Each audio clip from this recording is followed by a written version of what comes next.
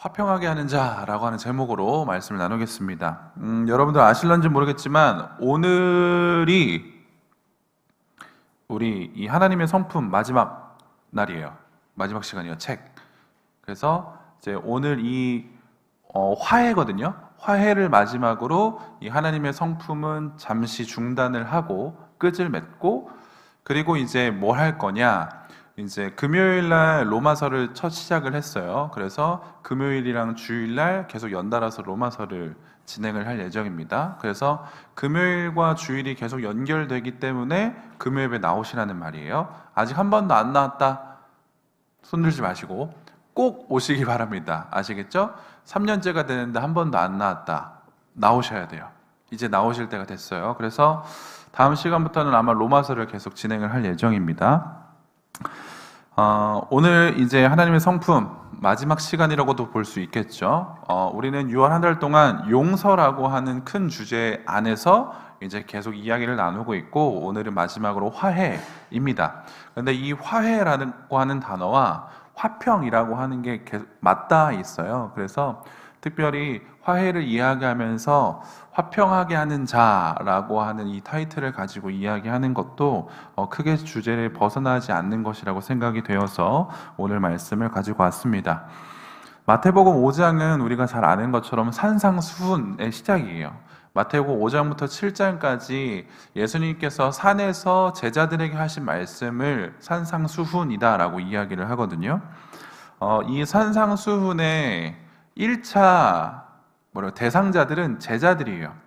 그 성경을 보시면 무리들이 예수님 앞에 나와 있었는데 제자들이 나오자 이 말씀을 시작하셨거든요. 그래서 많은 무리들에게 하신 말씀일 수 있겠지만 조금 더 구체적으로 이야기를 하자면 제자들에게 이 말씀을 하신 것이다 라고 해석을 해도 무방하다는 거죠.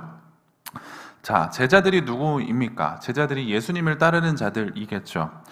예수님은 자신을 따르는 자들에게 말씀을 하세요.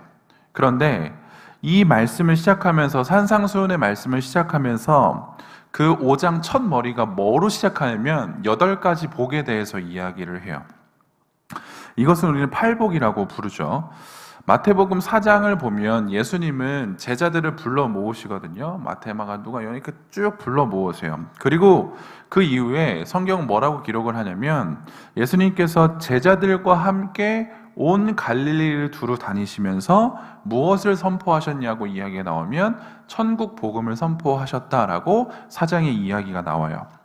제자들과 함께 예수님이 다니시면서 천국 복음을 전파하셨다는 거예요. 그렇다라고 한다면 제자들은 하늘에 계신 아버지와 이제 새롭게 관계에 들어선 자들이다라고도 이야기할 수 있겠죠. 그리고 결과적으로 이 제자들은 하나님과, 하늘에 계신 하나님과 새로운 관계를 맺었기 때문에 그 관계를 맺은 방식, 그리고 그 삶을 이제 다시금 보여줘야 되는 상황에 놓여져 있다라고 우리는 해석할 수 있다는 거죠. 하늘에 계신 하나님과 새로운 관계를 맺었어요. 그로 인하여서 이제 새로운 삶의 방식을 보여줘야 되는 것이 제자들의 삶의 모습이었는데, 그 삶이 도대체 뭐예요? 라고 물어봤을 때 예수님께서는 5장에 들어가면서 8가지의 복을 이야기해 주세요. 그런데 이 8가지의 복을 이야기하면서 전제가 있는 게 뭐냐면 이렇게 살면 복되다예요. 이렇게 살면 복되다. 이렇게 살면 복되다. 근데 이 복을 어떻게도 번역할 수 있냐면 행복이라고도 번역할 수 있거든요. 이렇게 살면 넌 행복할 거야. 이렇게 살면 넌 행복할 거야. 새로운 관계에 들어선 제자들에게 새로운 삶의 태도와 방식을 보여주는데, 이렇게 살면 너는 행복한 삶을 살 거야 라는 것을 이야기해 준다는 겁니다. 8가지의 삶의 방식을 언급하고 8가지의 복을 언급해 주시는데, 오늘은 이 9절의 말씀, 한 구절의 말씀을 가지고 좀 이야기를 나눠보려고 해요. 9절에는 화평하게 하는 자가 복이 있다라고 이야기를 하죠. 화평하게 하는 자. 영어로 피스메이커를 하고 있어요. 우리는 피스메이커라고 하는 단어를 보면 이제 평화를 만드는 자다라고 잘 해석할 수 있잖아요. 제가 여러분들께 한번 질문을 드려보죠. 내가 내가 화평하지 않아도 다른 이들과 화평을 추구하고 만들 수 있을까요? 생각해 보세요. 내가 화평하지 않아요. 내 삶은 화평하지 않아요. 근데 다른 사람들과 관계할 때 화평을 추구하고 만들 수 있을까요? 없을까요?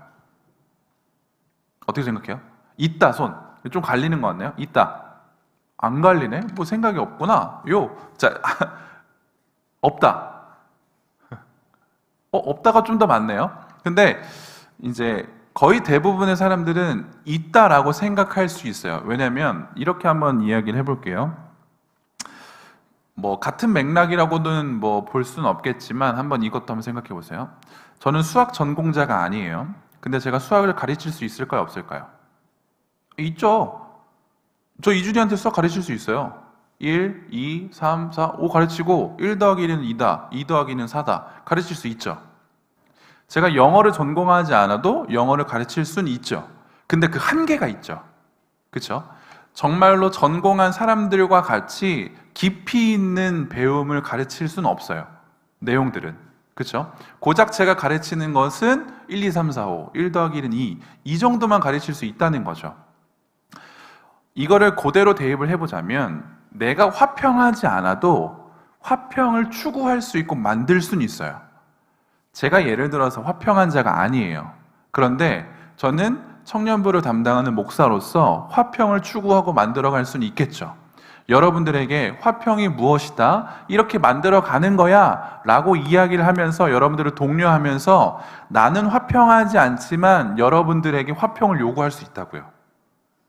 이해가 조금 되십니까? 자, 그런데 많은 사람들이 그리고 세상에서 이런 것들을 은연중에 알고 있는 것 같아요. 다른 이들과 화평해야 된다라는 말은 교회에서뿐만 아니라 모든 일상에서도 통용되는 말이죠.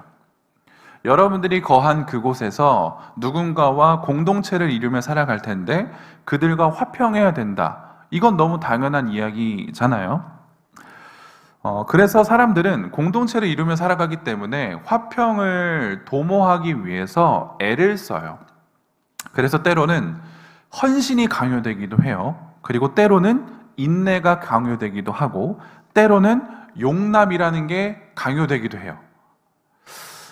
공동체의 화평을 추구하고 만들기 위해서 세상에서는 간혹 내 안에 일어나는 평안하지 않음을 감수해야 된다라고도 이야기할 때가 있어요. 자, 어떤 집단이 있어요. 근데 그 집단은 올바르지 않은 방식들로 존재해요. 근데 내가 그 안에서 그것은 올바르지 않아요, 그것은 옳지 않아요 라고 이야기해야 되는데 공동체의 화평을 위해서 그걸 이야기하지 않을 때도 있다는 거예요. 세상에서 많이 여러분들 겪지 않습니까? 여러분들이 사장이 될 수는 없겠지만 지금 당장은, 그런데 어느 공동체에 말단으로 들어가서 막 이 공동체의 부조리들을 봐요. 그러면서 이걸 내가 개혁해야겠어, 사장님 저 면담해 주세요, 이렇게 하는 사람이 있나요 혹시? 거의 없어요. 웬만하면 없어요. 왜냐? 그 공동체가 가지고 있는 질서도 있을 거고 이 모든 사람들이 그것을 쉬쉬하기 때문에 나 또한 그것을 그냥 가만히 눈 감아야 돼, 내가 굳이 트러블 메이커가 되어서는 안 돼 라고 생각을 할 때가 있다는 거죠. 자, 근데 오늘 본문은 화평하게 하는 자가 복이 있다라고 이야기를 해요. 근데 이것을 세상에서 이야기하는 것처럼 해석을 하기는 조금 어려워요. 왜냐? 오늘 본문은 내가 화평하지 않아도 우리는 화평하게 하는 자이기 때문에, 화평을 만드는 자이기 때문에 화평할 줄 알아야 해 라고 이야기하지 않아요. 다시요. 내가 화평하지 않아요. 근데 예수님께서 너는 화평하게 하는 자야 라고 말씀하셨기 때문에 내가 화평하지 않아도 화평을 만들어야 해 라는 식으로 성경은 이야기하지 않는다고요. 이해되셨나요? 예수님은 우리의 정체성을 화평하게 하는 자다라고 분명하게 이야기를 하시면서 우리가 어디에 있든지 간에 이 평화를 만들고 추구해야 한다라는 것을 분명하게 이야기는 하세요. 그런데 이 화평을 만들고 평화를 만드는 자가 나인데 이걸 만들기 위해서 반드시 전제가 되어야 되는 게 뭐냐면 내가 먼저 화평을 해야 된다는 것을 전제해요. 반드시 기억하셔야 돼요. 내가 화평하지 않아도 화평을 추구할 수는 있어요. 근데 그건 성경적이지 않아요. 내가 화평해야 화평을 만들 수 있다고요. 너무 당연한 거예요. 성경은 이 당연한 것을 요구해요. 여러분들이 스스로 화평해야, 여러분들이 스스로 평안스러워야 그것을 만들어낼 수 있다고요. 화평하게 하는 자는 나 자신이 화평하다는 것을 전제함으로 인하여서 그 화평을 통하여서 공동체의 화평을 만들어갈 수 있어야 한다는 겁니다. 그게 성경에서 이야기하는 화평하게 하는 자, 저와 여러분들의 정체성이라는 거죠. 이것이 하나님의 자녀로 살아가기 위해서 하나님의 자녀로 살아가는 자들에게 요구되어지는 삶의 모습입니다. 그러면 질문이 생기겠죠. 나 자신이 화평하기 위해서 우리는 어떻게 해야 되는가예요. 나 자신이 진정한 화평을 누리기 위해서 뭘 해야 하는가인 거죠. 시편의 기자는 이렇게 권면해요. 악을 버리고 선을 행하며 화평을 찾아 따르래요. 악을 버리고 선을 행하고 화평을 찾아 따르래요. 자, 인간은 죄인이죠. 우리가 늘상 정의하는 거, 인간은 죄인입니다. 그런데 이 죄인인 인간이 악을 스스로 버릴 수가 있어요? 없죠. 불가능하죠. 이 죄인이 선을 행할 수 있나요? 죄인이 하는 그 모든 것들은 죄악돼요. 그래서 우리는 이게 불가능해요. 그런데 시편 기자는 얘기한다고요. 악을 버리고 선을 행하고 화평을 쫓으래요. 어떻게 그게 가능하냐는 거죠. 어떻게 가능하냐는 거죠. 그렇게 할 수 있는 유일한 방법을 성경이 제시하는데 에베소서 2장 이렇게 고백합니다. 우리는 그가 만드신 바라 그리스도 예수 안에서 선한 일을 위하여 지으심을 받은 자니 이 일은 하나님이 전에 예비하사 우리로 그 가운데서 행하려 하심이니라. 우리가 악을 버리고 선을 행할 수 있는 유일한 방법은 무엇이냐면 여기서도 이야기하는 것처럼 그리스도 예수 안에 있어야 된다라고 이야기를 해요. 그리스도 예수 안에 있어야 한다. 우리는 그리스도 예수 안에 있어야 해요. 그리스도 예수 안에 있을 수 있는 방법은 다른 건 없어요. 뭐죠? 믿음이라는 것을 통해서 우리는 그리스도 예수 안에 있을 수 있어요. 왜냐? 예수는 하나님과 멀리 있었던 우리가 그 예수 그리스도의 피로 가까워졌음을 이야기하고 그분이 하나님과 나의 화평이시다, 평화를 만드시는 분이시다 라는 것을 성경은 우리들에게 알려주거든요. 그러면 우리는 그걸 믿음이라는 것을 통해서 믿을 수 있어야 돼요. 그래야지 우리가 예수 안에 거할 수 있는 자가 되고, 그래야지 우리가 악을 버리고 선을 행하고 화평을 쫓는 자로 살아갈 수 있다라고 성경은 이야기하는 거죠. 에베소서 3장은 또 이렇게 얘기합니다. 우리가 그 안에서 그를 믿음으로 말미암아라고 이야기를 해요. 우리가 예수 안에서 그를 믿음으로 말미암아 화평을 쫓는 자로 살아갈 수 있다는 것을 이야기하죠. 그래서 그리스도 예수를 믿는 믿음으로 말미암아 그 안에 거하게 될 때 우리는 악을 버리고 선을 행하는 자로 살아가게 되고 화평을 찾고 추구하는 자로 살아가게 될 수 있다는 것을 성경은 우리들에게 이야기해 줍니다. 여러분들은 화평하게 하는 자예요. 피스메이커라는 거죠. 그런데 여러분들 스스로 먼저 그 화평을 취할 수 있어야 돼요. 어떻게요? 예수 그리스도를 믿는 믿음을 통해서 그 안에 거할 때만 여러분들은 화평할 수 있다는 겁니다. 자, 화평하게 하는 자는 내면의 화평을 추구하는 것뿐만이 아니라 다른 자들과의 화평을 도모하고 추구하는 자이겠죠. 왜 우리는 다른 이들과의 화평을 추구해야 하는가? 이유는 단 한 가지밖에 없어요. 예수 그리스도가 우리들에게 그 모습을 보여주셨기 때문에 그래요. 하나님과 인간 사이에 막힌 담을 누가 허물어 주셨죠? 예수 그리스도가 허물어 주셨잖아요. 예수님께서 하나님과 우리 사이에 피스메이커가 되어 주셔서 이 모든 것들을 허물어 주셨다고요. 그것을 우리는 경험했고 아는 자이기 때문에 내가 하나님의 자녀라고 한다면 나 또한 반드시 그 모습을 보여줄 수 있어야 된다는 거죠. 그래서 공동체 안에 반드시 있어야 되는 게 화평이에요. 그래서 공동체 안에, 특별히 교회 공동체 안에 화평이 계속적으로 일어나야 되는 이유가 여기 있어요. 왜? 우린 예수 그리스도의 화평하심을 경험한 자이기 때문에 그렇습니다. 우리 예수님은 평강의 왕으로 오셨죠. 그리고 하나님과 인간 사이의 화평을 이루시기 위해 오셨습니다. 그래서 로마서는 이렇게 이야기하죠. 그러므로 우리가 믿음으로 의롭다 하심을 받았으니 우리 주 예수 그리스도로 말미암아 하나님과 화평을 누리자라고 이야기를 해요. 따라서 하나님께서는 자신의 자녀들에게 화평하게 하는 자, 너는 피스메이커가 돼야 해 라는 것을 요청을 하신다라고 하는 겁니다. 이 하나님의 요청은 단순하게 그냥 네 알겠습니다, 제가 화평을 할게요, 이룰게요 라고 하는 단순한 말의 동의뿐만이 아니라 내 삶으로 행동으로 나아가야 될 수 있어야 된다는 것을 이야기해요. 그래서 우리는 우리 가운데 화평을 유지하기 위해서 우리가 할 수 있는 무엇이든지 다 해야 돼요. 우리는 하나님의 자녀로서 화평하는 자로서 세움 받았다라고 한다면 이 화평을 위해서 뭘 해야 되냐면 할 수 있는 무엇이든 다 해야 돼요. 이 화평을 이루기 위해서 어떠한 상실을 겪거나 우리의 권리 중에 일부가 빼앗길지라도 우린 이걸 해야 돼요. 왜? 하나님은 하나님의 자녀들에게 이걸 요구하셨기 때문에 그래요.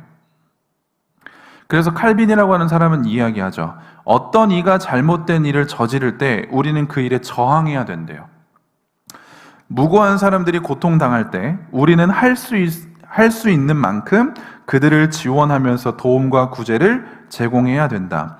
그분의 제자가 되기 위해 우리는 스스로 평화로워야 할 뿐 아니라 적대감을 극복하고 붙은 불을 끄고 모든 종류의 분쟁을 피하고자 할 수 있는 모든 노력을 기울여야 한다라고 이야기를 해요. 이게 화평을 추구하는 자의 모습이에요. 일단 우리 스스로 평화로워야 하고, 그리고 내 이웃과의 이 화평을 위해서 적대감을 극복하고 붙은 불을 끌 수 있어야 되고 모든 종류의 분쟁들을 피할 수 있는 노력을 기울여야 된다라고 하는 겁니다. 하나님은 화평의 하나님이라고 불리어지는 것이 너무 당연한 거죠. 우리 하나님은 평화의 하나님이세요. 화평의 하나님이세요. 여기에 뭐 반기를 들 사람이 없어요. 그건 아닌데요 라고 할 사람이 없다는 거죠. 때문에 우리가 하나님의 자녀라고 한다면, 지금 우리가 하나님의 성품을 배우고 있는 상황이라고 한다면 우리 또한 그 하나님의 성품을 닮아서 화평을 추구해야 된다는 거겠죠. 이게 진짜 하나님의 자녀의 모습이고 참된 제자의 모습이에요. 때문에 예수님은 이거를 계속적으로 말씀을 통하여서 우리들에게 이야기해 주신다는 겁니다. 하늘에 계신 하나님이 나의 아버지십니다 라는 이 전제가, 진리가 너무나도 명확하게 보여지기 위해선 정말로 저 사람의 아버지가 하나님이시다 라는 것을 판가름하기 위해선 하나님의 말씀에 순종하고 있는가 아닌가를 보면 돼요. 저 사람이 진짜 하나님을 아버지로 모시고 하나님의 자녀답게 살아가고 있는가에 대해서 다른 누군가가 판가름할 거예요. 그러면 정말 그 사람이 그 하나님의 말씀에 순종하고 있는가 아닌가를 보면 돼요. 이 순종을 우리는 열매라고도 이야기할 수 있겠죠. 열매가 있는가, 저 사람에게는 하나님의 열매가 보여지는가를 통해서 우리는 저 사람이 하나님의 자녀이다 아니다를 판가름할 수 있다는 겁니다. 그런데 성경에서는 또 명확하게 이야기하는 게 뭐냐면, 여러분들이 하나님의 자녀로 살아가려고 한다면, 자, 여러분들이 화평하게 하는 자로 살아갈 거예요. 그러면 성경은 이것 또한 얘기해요. 여러분들은 세상에서 손가락질 받을 거예요. 조롱받을 거고 비웃음 받을 거예요. 명확하게 이야기해요. 하나님의 성품을 닮아서 이 세상에서 불의를 참지 않고 잘못된 것을 잘못된 것이다 라고 이야기하려고 해요. 그런데 성경에서 예수님은 우리들에게 얘기해요. 너 그렇게 하면 욕먹을 거야. 너 그렇게 하면 너의 삶은 꽤나 힘들걸? 이라고 이야기하신다는 거죠. 또한 바울은 자신의 서신서를 통해서도 이야기해요. 성도들에게 이야기하는데 주의 자녀로 살아감에 있어서 여러분들은 상당히 많은 충격을 받을 거고 고통이 따를 겁니다. 라고 바울은 얘기한다는 거죠. 우리가 박해를 받고 사람들이 우리를 비난할 거고 거부할 거고 미워할 거고 교제하지 않을 거라고 성경은 얘기해요. 굉장히 암울하죠? 그런데 예수님은 그 뒤에 뭐라고 얘기하시냐면 그때 너희들에게 복이 임할 거야 라고 이야기하세요. 그때 너희들에게 복이 임할 거야. 그리고 오늘 말씀을 근거로 하면 그때 너희가 하나님의 자녀가 된다고 일컬음을 받을 거야 라고 이야기하시죠. 우리 예수님께서도 하나님과 인간 사이의 이 화평을 이루시기 위해서 이 땅에 내려오셨을 때 상당히 많은 아픔과 고통과 괴로움을 겪게 되셨죠. 그렇죠? 그 이유는 단 한 가지예요. 그분이 그 아픔과 고통과 조롱과 비웃음을 겪은 이유는 단 한 가지예요. 피스메이커로서 그 역할을 다 하셨기 때문에 그래요. 우리도 마찬가지겠죠. 이 세상에서 어떠한 죄악됨 때문에 하나님과의 관계가 너무나도 멀어진 이 세상에서 우리는 이 부패와 오염에 맞서서 싸우려고 할 건데 그때 우리는 손가락질 받고 조롱받을 거예요. 그런데 그때 하나님의 자녀가 된다라고 성경은 예수님은 분명하게 이야기해 주신다라고 하는 거죠. 그래서 이기적인 사람, 오만한 사람은 절대적으로 화평케 하는 일에 관심이 없어요. 공동체로 조금 생각을 해보세요. 우리 안에 뭐 화평이 중요한가? 내 옆에 있는 사람과 화평을 나누는 게 중요한가? 라고 혹시라도 생각한다면 그 사람은 오만하고 이기적인 사람이에요. 그리고 금요일날 말씀에 근거로 하면 그 사람이 공동체 하나됨을 깨는 사람이에요. 오만하지 않고 이기적이지 않은 사람은 화평을 도모해요. 이게 성경적인 인간의 삶의 모습이어야 한다는 거죠. 어떤 찬양의 가사는 이렇게 이야기를 해요. 여러분들 잘 아시겠지만 주의 자녀로 산다는 건 뭐라고 하냐면 불 가운데로 걸어가는 것이고 바다 위로 걸어가는 것이래요. 동의하세요 혹시? 여기까지만 보면 주의 자녀로 사는 것이 싫어요. 하기 싫어요. 주의 자녀로 살아가는데 불 가운데로 간대요. 갈 사람? 주의 자녀로 살아가는 것, 하나님의 성품을 닮아서 살아가는 것이 불 가운데로 가는 거래요. 바다 위 걸어보신 분, 물 위 걸어보신 분 없으시죠? 우린 몰라요. 바다 위를 걸어간다는 게 무슨 의미인지 몰라요. 근데 알아요. 어떻게 알죠? 바다 위로 걸어갈 수 있는 사람은 없다. 곧 그 말은 뭐예요? 죽는다는 거예요. 미련하다는 거예요. 미친 짓이라는 거예요. 근데 주의 자녀가 그렇대요. 주의 자녀가 미친 짓이고 죽으러 가는 거래요. 주의 자녀 하실 분 없으시죠? 그래요. 찬양에 가사 이상하다니까요. 근데 여기에 우리는 은혜 받아요. 왜 은혜 받죠? 뒷부분에 가사가 있으니까 그래요. 주의 자녀로 살아간다는 것이 불 가운데로 지나가는 것 같대요. 근데 바다 위를 걸어가는 것 같대요. 근데 뒤에 가사는 뭐라고 이야기하냐면 불 가운데 걸어가도 폭풍 중에 걸어가도 누가 함께 하신대요? 하나님이 함께 하신대요. 방점이 어디에 있죠? 불 가운데 지나가는 것에 방점이 있나요? 아니요. 함께 하신다라고 하는 하나님의 함께 하심에 방점이 있어요. 그래서 하나님의 자녀로서 살아가는, 하나님의 성품을 닮아서 살아가는 자들은 힘들어요. 어렵다니까요.